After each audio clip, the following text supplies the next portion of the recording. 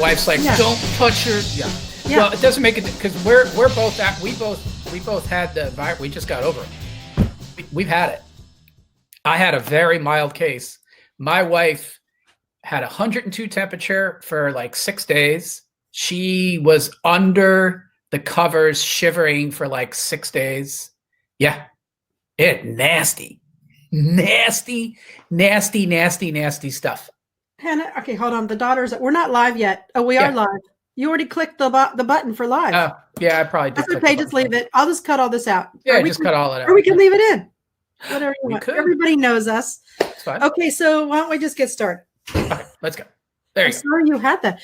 Okay, so you just heard that Chris is suffering through coronavirus, and he looks amazing. This is my name is Tracy Swedlow. This is Televisionation. I am the host of this new show, which is about the state of the TV nation, which is an international group of people, right? And how we hold it all together and our common interests. So Chris Pizzurro, who, why is your title blanking on me, Chris? Tell me your title. VP of Global Sales. Speaking of a world and related, so I used to be just domestic US, and now it's global sales for a lot of what you just mentioned. And I know you were promoted, I think, this last year, so all is good. Knock on wood. So if you don't already know Chris participates in all of our conferences. Thank you so much. Canoe also sponsors. We didn't call you specifically because you're a sponsor, although we're happy to have them participate. We're interested in what seems like incredible growth going on over there. And we wanted to check in because TV is becoming more and more important every day through all of this. And we wanted to hear what you're seeing, because you're able to watch, how advertising is, drifting through the networks. So just quickly, I'm also wanted to point out, by the way, that you guys put this nice note on your site, which I wanted to bring up. Where is it? That you are, you had this message that I wanted to point that you're going to be delivering advertising, VOD advertising for free for coronavirus PSAs. Yes. Provide consistent messaging and updates in this constantly changing environment. So I just wanted to applaud you for that. Yeah, thank you. It's one of those things. I saw a press release from some of our clients from the NBCU and the Disney and the Viacom folks, and they're like, "Hey, we're going to be, putting out these PSAs and coronavirus and how to keep safe and all that." And I was like, be nice to do our small part. And here's the best part about working at a mid-sized company like that. I emailed my CEO, Tracy. I said, "Joel, I think we should be involved in this somehow. Maybe we could waive our fees, just something to do our small part." And he's without missing a beat goes, "Yep, do it." That was it. Like it's nice to be able to be able to do that and have that flexibility and the willingness.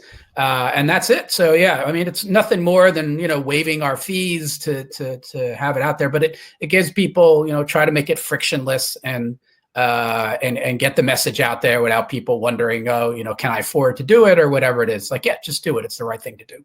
Well, those who can adapt, right, and be nimble are going to succeed and continue through this crisis till we get on the other side. So I applaud that. Thanks so much to Joel and to yourself. So tell me, well, I know what you guys do, but why don't you give us a short, elevator pitch about what Canoe does for anybody who's watching this for the first time, please? Yeah, sure. I mean, I can even put it in context of those PSAs. So if you're our clients, which are all the major broadcasting cable companies here in the US right now, we'll talk about global in a bit. But so if you're NBC and you have an ad campaign that you're running and you want it to run across your linear networks, across VOD, you might throw something on your own website or whatever it may be, or on a Roku channel. So when those ad campaigns run on cable VOD across Comcast, Cox, Charter, and Frontier, that's going through our ecosystem. So we have 40 million homes, so that when someone like NBC says, "Hey, we want to run this PSA," they stick it into their campaign manager, And when that plays out across cable VOD in those 40 million homes, that's going through our ecosystem. So what we do in that is to make sure the ad plays out, make sure the reporting happens, basically everything. And these are all to your make customers, sure. right? These are your programmers you're working with on the street. Yeah. These are all of them, and like we mentioned, a lot of them are actually doing some of these public service announcements right now, which is nice. So yeah, we're fortunate to have that kind of quality customers, and so that's what we do. We make sure all of their ad campaigns run across cable VOD day in and day out, and to the point where we've made a $1.4 billion marketplace here in the US. So it's nice to sort of prove that there's life beyond linear TV, and as consumers watch what they want to watch, where they want to watch it, we're a part of that whole movement. Well, I wanted to just show that slide that initially prompted my email to you. The one where you talk about the growth. Wanted to show that. Where is it? I'll bring it up. This one, right? Yes. Yeah. Oh, so talk to me a little bit about why, about this growth, and what do you think you're going to project for 2020? Sure. So the growth since 2014, and even before that, since about 2012, that growth is always, it's different reasons at different points in time, Tracy. So in the early days there, you see the trajectory start because we're adding more distribution. In the early days, we started with just Comcast. Then it was Comcast and Time Warner Cable. And in Comcast, Time Warner Cable, Bright House. And then you add on Cox. And so, part of that, you're adding more footprint, you're adding more homes that you're reaching. So that's one reason for the growth. Then you started to build on more advertising campaigns. And as people found that VOD worked for their ad campaigns, then you would, they had the trust factor, and they would advertisers put in more money and more campaigns. So there's growth there. And then we would also add more networks. Like when we started, it was pretty much NBC and a handful others, and now that slide that you just saw, we have over 23 programming groups and 120 networks. So it's all different reasons over the years for that sort of growth. So tell me a little bit about how VOD is faring, or monetization of VOD through your relationships with your programmers, your customers, in this environment where people are definitely home, they're watching more. I want to hear a little bit more about what you're seeing, some of the statistics, or people are floating on to other platforms. Maybe you can't see that. Are you seeing churn? Give me some insight. Yeah, sure. Yeah. It's fascinating. It's a strange situation. I think it's all across.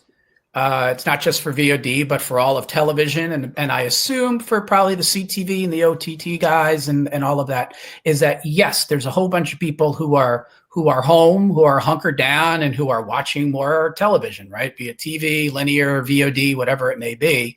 But at the same time, you do have advertisers that are confused or challenged, don't necessarily have creative, don't want to put the wrong creative out there.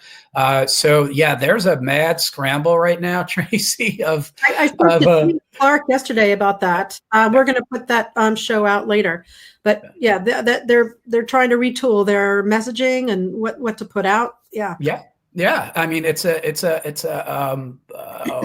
people are figuring it out. I was very surprised last weekend, like everyone else, like I mentioned, hunkered down here with a fever. But I was surprised. There was some like really good creative. You could tell these folks just banged it out. Their ad agencies stepped up, and they rose to the occasion. And so what are they putting out? What are you saying? For instance, I think there was a Burger King ad where you can just tell they were like, yeah, we'll deliver to your house. So that sort of adjustment. And some, like you mentioned, some folks will be able to do it, some folks won't. So I think the general consensus out there is it might be a little rough early second quarter here as people just sort of figure out what they are, where's their messaging, how do they fit into this, and then I think people are anticipating that the levels will come back. So we are in a weird place right now. For us specifically, I know our data, and that is we are on average, we're 20% up in terms of VOD views on the platform pre-virus to in the last week and a half, 2 weeks essentially, up 20%. That's a lot. Kids, it's a huge amount, right? Yeah. Kids category, as you might expect, is contributing to that. Movies, hour-long dramas are contributing to that, right? So as you would kind of think.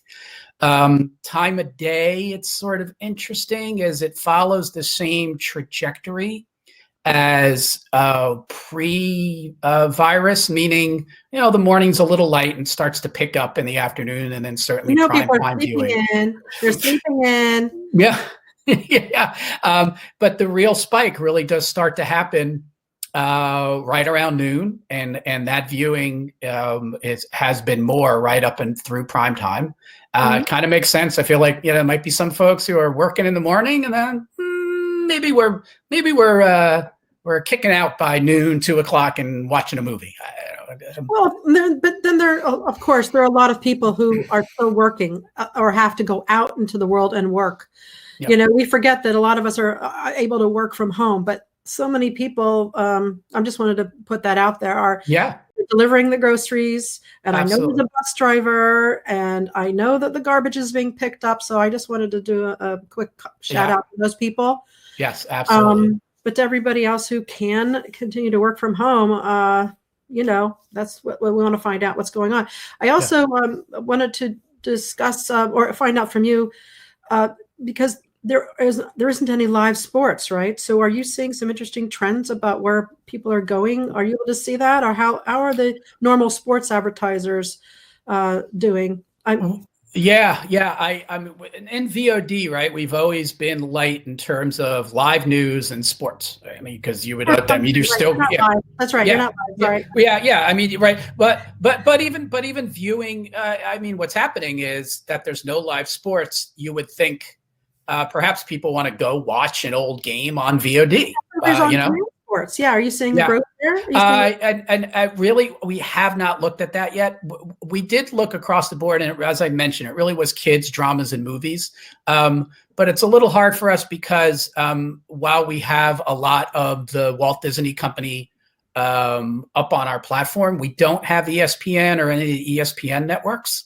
So there's so I don't have that many sports networks up within the platform. So it's kind of hard for us to tell on that one. But I do know from friends who are on the sports side, and that they are, like I mentioned before, all folks are sort of scrambling and figure out what you do. Something that I know, I'm also, I'm a board member on the eSports Ad Bureau. That's right. That I do know is, we've been in the middle of helping bridge bringing those viewers over to eSports, and actually have been in the middle of cutting some deals with some of those broadcasters. And so just this past weekend, the Fox guys, instead of having the live NASCAR race, actually had an eSports race. So there's a lot of that going on. So that's been interesting being in the middle of that. I keep mentioning it in all these conversations that drone racing. A friend of mine is majorly big into drone racing. I could see that happening. Yeah. It's interesting that that people are pursuing esports. I'm kind of curious though. Are all of the advertisers who normally would work in sports or deliver to programming in sports or other types of programming, are they asking you to retool their audiences? Or maybe you're not involved with managing the audiences, but how is Addressable helping the marketers reach new audiences? Yeah. So I have two questions in there, I think, Tracy. First one was sort of the traditional sports guys. They have been migrating to esports over the past year and a half, 2 years anyway. The Gillettes are there, Anheuser-Busch, those sort of traditional sports guys. Yeah. And the Toyotas, and so they were migrating there anyway. So I think you'll see that they will just continue now to be in the esports space. They kind of put those bets down early, and now they could be paying off for them. Actually, it works out pretty well. Yeah, transition. Yeah. Addressability is a whole other aspect. And that you brought it up. We've actually, Canoe, we've been in the middle of the On Addressability initiative that Comcast started a year ago. And that is where we're going to have it. So back to, any of my customers from Disney or NBCU or anyone, they go in and say, hey, okay, I used to book you, Mr. Advertiser, if you wanted to watch, This Is Us, or if you wanted to watch Blackish or something, and okay, I'm going to target you, put you on those programs, and do you on a men 18 to 49 or just some broad demo or something. Now with addressability, we actually really are, and it's been a promise, and you've reported on it for a long, long time. But we are starting pilots here in 2020 of. You can now say, hey, I want to reach left-handed bike riders, and I want to be able to reach them across linear and VOD, across Comcast, Cox Charter, and Frontier, our footprint, and have those play out and come back. So it is finally real, and it's pretty exciting. When do you think we'll see exponential growth for that? I think we are on the cusp of it. We really are running. There's two parts to the pilots, and you'll see some announcements pretty soon with some of our programmers very soon. This would be a good time to launch all of that, don't you think so? It would. Not allowed to say quite yet, but we're almost there. A month, 2 months, couple of weeks. Yeah, a couple weeks.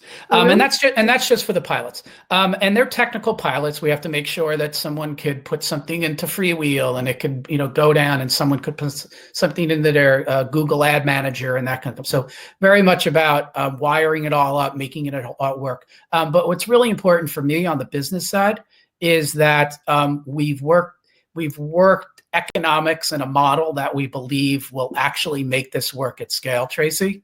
So we've been working with our programmers. We went to them early on we know that's been sort of the holdup, was just kind of the economics around it. So we think we have something that could work for the agency, for the programmer, for my MSO, cable operators, and something that will work at scale. So that was really a key part of it, is getting the business terms together.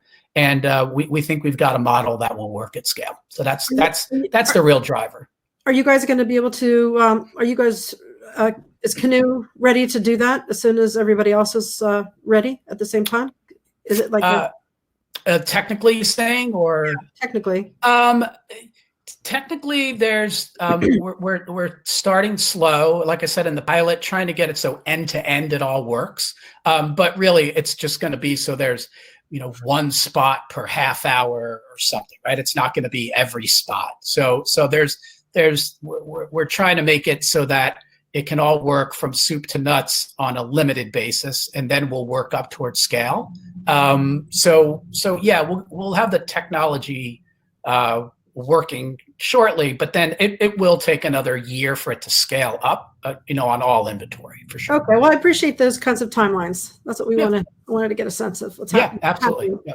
So back to your main business. I mean, tell me a little bit about what your partners are saying about the fact that there's all this growth and on how they're trying to change what they do. I mean, are you hearing anything from your 4 partners, right? Charter.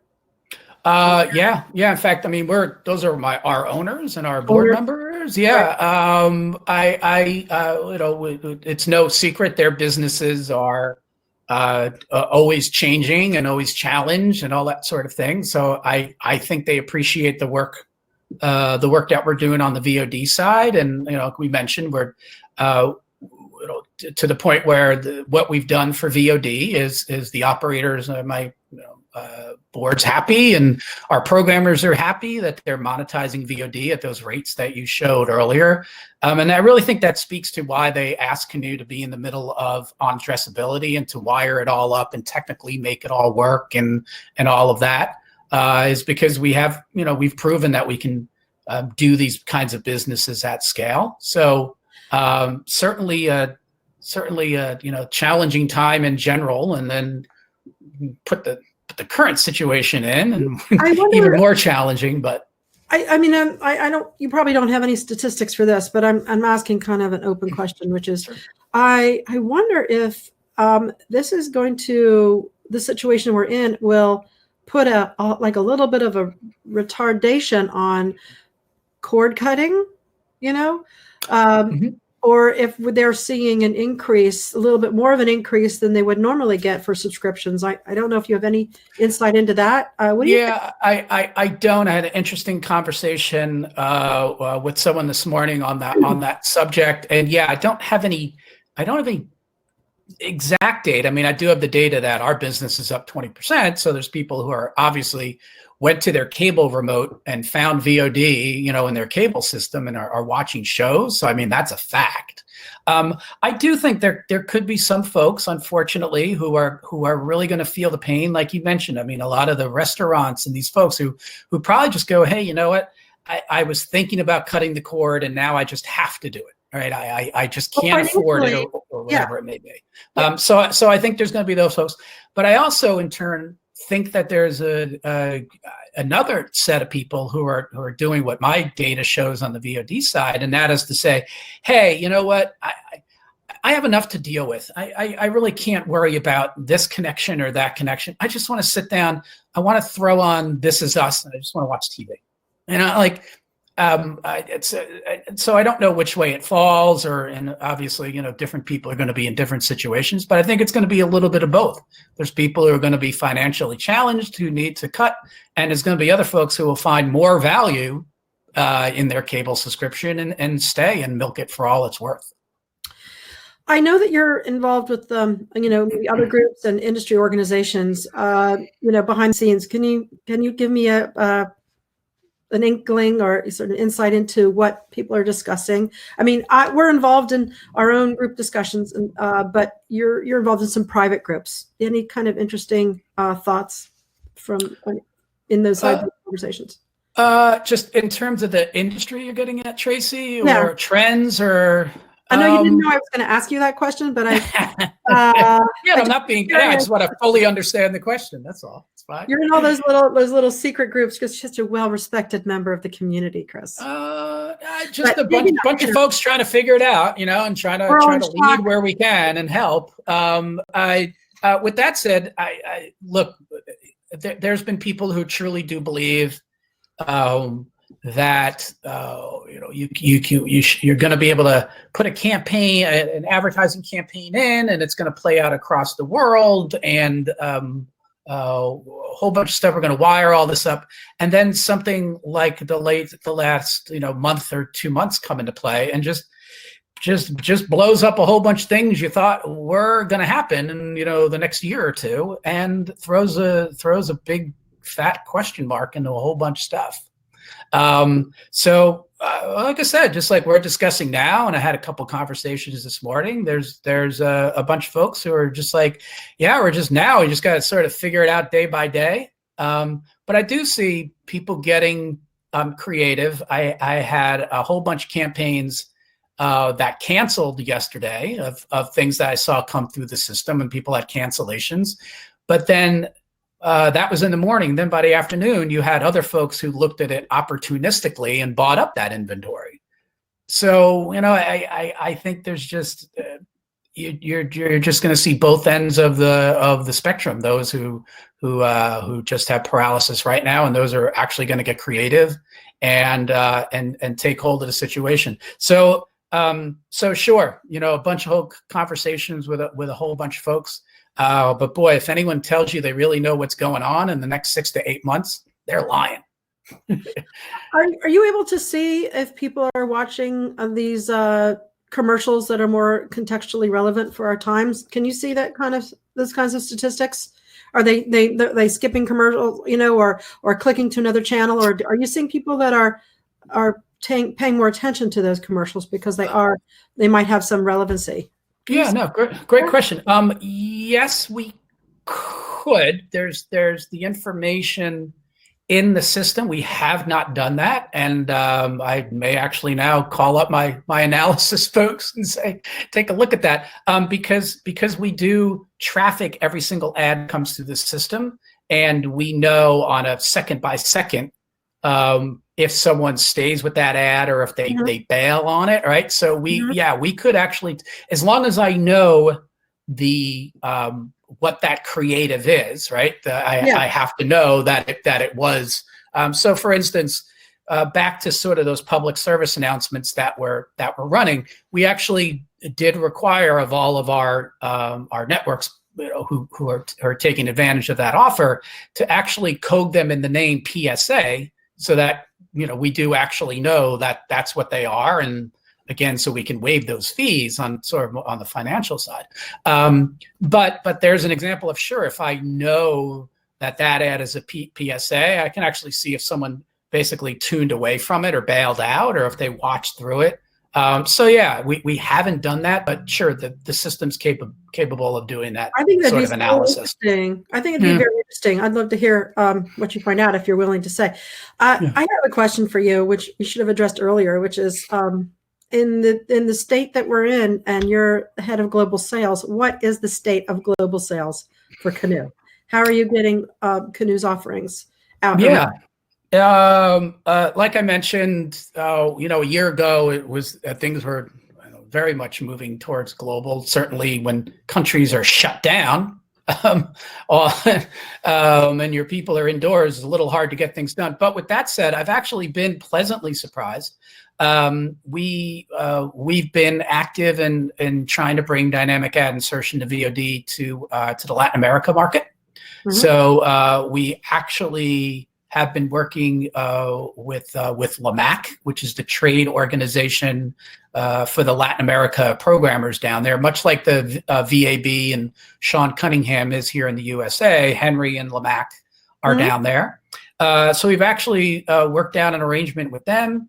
My same clients that are down there, like A&E and Sony, we're going to be launching a pilot with them and LAMAC, and with some cable operators down there. So that's that's actually there's going to be a pilot in Chile, and hopefully Puerto Rico is the first two places that we're looking to launch. And then up in Canada, same thing. We've been working with the Rogers and Shaw and Bell folks up there. That some of them already have dynamic ad insertion, some of them don't. So we're really working with Think TV, again, as a trade organization up there, and trying to bring consistent scale. Yeah, they're good people. And we're trying to bring consistent scale up there. So that's been really encouraging too. Europe's just hard because it's fragmented, and obviously harder in the last couple months. So really the most encouraging developments are in Latin America and Canada right now. All right, sounds good. I mean, when people are, I think, over the shock, I think everyone's going to be reaching out to each other. One of my goals here is to have people from around the world come on this show and tell me what's going on there. So we're going to have some interesting content and conversation going forward on that. So I think we'll invite you into those global conversations. So you can. This is wonderful. I think there's going to be a lot more of this type dialogue going on. So I applaud you, Tracy, and it's always been it's been wonderful to attend your events. But certainly this is. Talk about being flexible. This is you moderate. Oh, sorry, I keep interrupting you. You moderate so many times, Chris. I really deeply appreciate that. Yeah. And your sessions are extremely well attended. So yeah. Well, now we need to. It obviously will be a tough not doing some events in these next few months. But this this kind of forum. It will be interesting to see if these forums, this sticks around.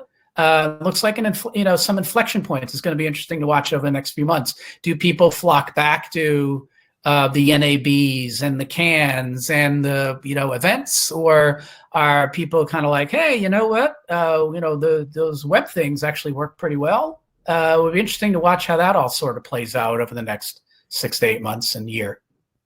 Well, we're exploring it too. We'll see. By the way, I wanted to, we have to close, but I wanted to point everyone's attention to the Leadership Award behind your head. Let me see if I can point. Oh, I can point the right way. Look at that. There you go. Not planted there. See, I have one too. There you go. And I did not put it there because I was on your program, Tracy. I know. I'm so front and center on my shelf in my office, my dear. I'm so complimented. It's our leadership awards. That was for 2016, and you're an all-star. So not only are you a leader, but you are a veteran of this industry. I am honored, Tracy, and as are you. You've been doing this a long time, you and Richard. And Richard, thanks for mentioning Richard. Absolutely. Richard Washburn, who's my husband and partner and co-owner, and works behind the scenes, and nobody knows often that he's there, but he is there. Well, now they do. Thank you. Thank you so much, Chris. Thank you, Tracy. Say hi to everybody at Canoe, and really appreciate your support in general, but involvement in the industry specifically. Right. And that's it. This is Tracy Swedlow of Televisionation, and we'll be on pretty soon next time. Take care. Thank you. Bye.